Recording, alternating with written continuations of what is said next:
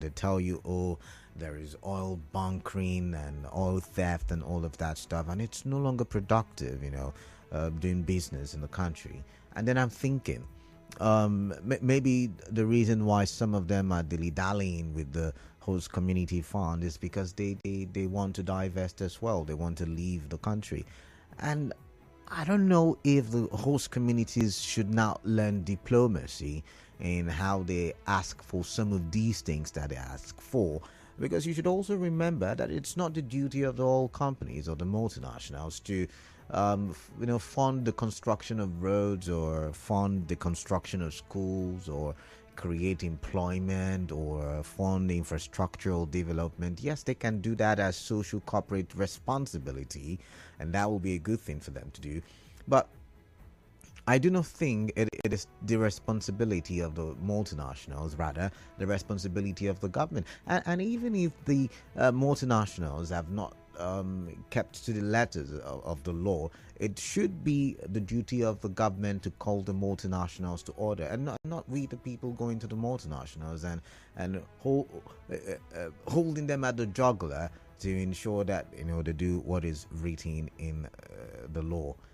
And that's where the problem is, because I feel we may chase them all away. And do we have the capacity locally? I do not know. Would local content, take up such social corporate responsibilities?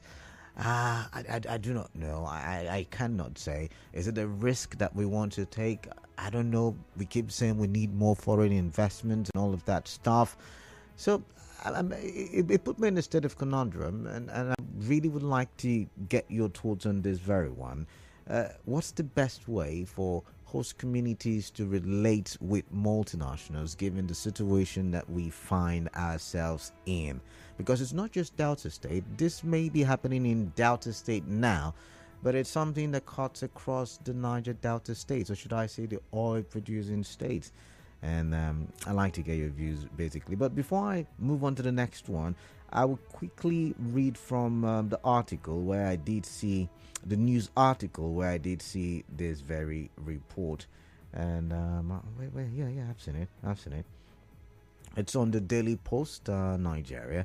And it says, Indigenes of Ugborodo community in Warri Southwest local government area of Delta State on Wednesday set up the shrine of a fearful idol in front of the Cheveron Escravos gas to liquid facility to protest the company's alleged non-implementation of the Petroleum Industry Act, PIA. The placard bearing protesters who blocked the entrance of the facility said the idol called Ogbejugbele was not harmful to the Chevron staff, but taking it there was a symbolic display to show that their ancestors were angry with the company. The protesters said they would not leave Chevron's facilities until the federal government prevails on the oil multinational to do the needful. And yet again, the question is, should we be taking the protest to the companies, or should we be taking the protest to the government? The government is responsible for holding the companies accountable if at all they have flouted or breached any part of the law. But what do I know? I'd like to get your thoughts on that. Hilarious, yet still a conversation for development. There is a shrine now being set up in front of Chevron's facility in Delta State. Now let's move on now to the next one, and it's also a very serious situation. I find it hilarious still. I find a lot of things hilarious, so maybe you should be laughing with me. Naira scarcity resurfaces in certain states, Edo, Kano, some other states. And I'm asking, before I go on to tell you the story, I'm asking because I barely use Naira notes, really. I'm more of a digital banking kind of person. So I usually would do transfer. I'll use my debit card. And that's how I do exchanges, or that's how I purchase stuff.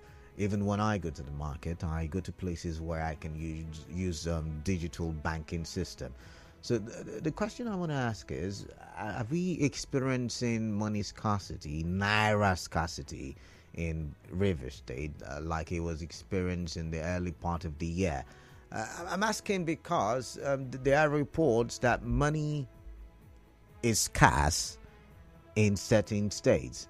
And it is just like before the elections when there was the policy by the federal government, and they said, oh, we have printed new Naira notes, 100, was it 100? Sorry, 200 and 500 Naira notes.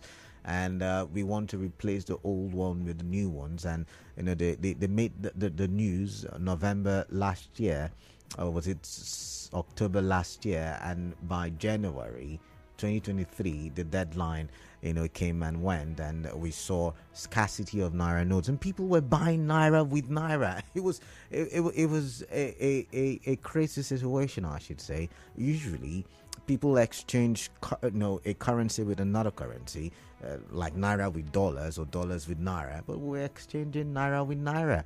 Oh my goodness. And it was because of the policy. Some people say great policy, poorly implemented. However, we're getting to see Naira scarcity again, or some people are experiencing it right now. We talked about this last week, where I told you that reports say or suggest that certain banks don't even have enough money to dispense. If you go to the ATMs, you may get a good amount of money, but from over the counter, it was very difficult to get enough Naira notes or enough amount of money. It was limited or restricted, whichever one it is. Now the story is resurfacing again, and I'm wondering, is it because the Supreme Court, was it the Supreme Court? Yes, I think it was.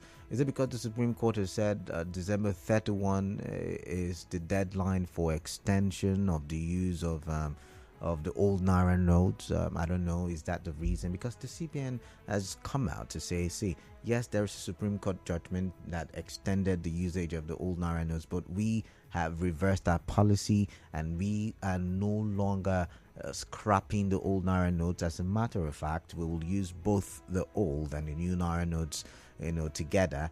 And I'm wondering where all of this is coming from. Do you think this is another way to exploit Nigerians? Do you think this is another way to make Nigerians panic? Remember, December is around the corner and everybody's looking at the best way that they can make profits, right? But I'd like to get your thoughts. Have you experienced scarcity of the Naira notes?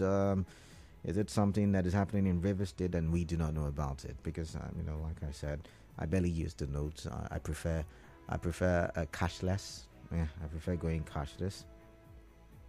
Well, the story on the Punch says, despite recent assurances by the Central Bank of Nigeria that there is enough Naira in circulation, reports of scarcity have emerged across the country. Now, the survey by the Punch on Wednesday confirmed scarcity in some parts of Abuja, Lagos, Kano, Kwara, Gombe, Edo, Sokoto, and Ekiti states. Many bank customers and point of sales operators who spoke to the Punch lamented that it is becoming a challenge to access cash for their economic activities. This is coming weeks after the Apex Bank affirmed that it has enough currency notes in the market, and hence no need for panic withdrawals by members of the public. All right. Yet again, scarcity. I told you early this year, scarcity can also give value to the Naira. So it's the CBN subtly playing the scarcity game, to give value to the Naira. I do not know, but I'd like to get your thoughts on that one. I'd like to hear what you're thinking about that very situation. But let's move on now to the next big story before I go for the first commercial stop, or the first commercial break. And it's about something you and I talked about yesterday. It has to do with appeal court in Kano State releasing the CTC certified true copy of the judgment, and having conflicting judgments in the same document. On one side it says, the respondent one. On another side it said, the next paragraph to be precise, it said, the appellant one, and then the respondent should pay a fine, and it was crazy. However, the appeal court in Kano State has come out to say it was a typographical error. I listened to national TV one time, shut down yesterday, when I finished from the show yesterday, and different lawyers had different arguments. I've watched about, 2-3 national TVs on that one right from yesterday up until now. Trust me, everybody's got his own interpretation. Some say, oh, yes, anybody can make an error. The judges are overwhelmed. They're not enough in number and they have so much to do. So, yes, there is the possibility of such errors. So, the clerk or the clerical officer could have done something and the judges did not have enough time to proofread what was done. However, typo error. Some other people say, no, you can't have a typo error when it has to do with deposition. It could be typo error. You know what? When we come back from the break, we'll talk some more. Stay tuned.